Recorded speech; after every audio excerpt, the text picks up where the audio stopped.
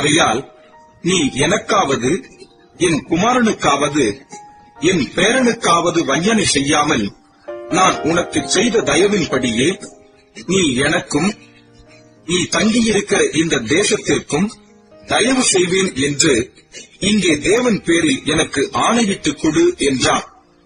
அதற்கு ஆபிரகாம், நான் ஆணையிட்டுக் கொடுக்கிறேன் என்றான்.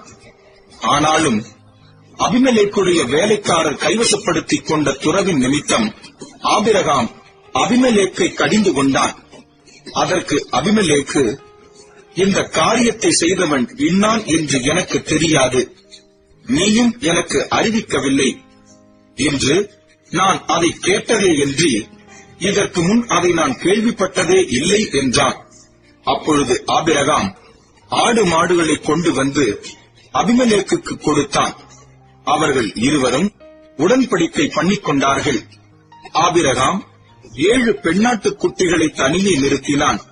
அப்பொழுது அபிமெலேக்கு ஆபிரகாமை நோக்கி, நீ தனியே நிறுத்தின இந்த 7 பெண்ணாட்டுக் குட்டிகள் என்னத்திற்கு என்று கேட்டான். அதற்கு அவன், நான் இந்த துறவு தோன்றினதை குறித்து நீர் சாட்சியாக இந்த 7 பெண்ணாட்டுக் குட்டிகளை என் கையில் வாங்கிக் கொள்ள வேண்டும் என்றான்.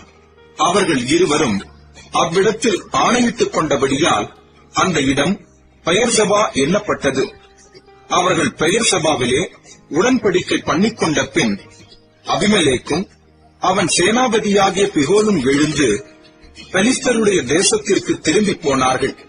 ஆபிரகாம் பெயர்சபாவிலே ஒரு தோப்பை உண்டாக்கி சதா காலமும் உள்ள தேவனாகிய கர்த்தருடைய நாமத்தை அவ்விடத்தில் தொழுது கொண்டான்.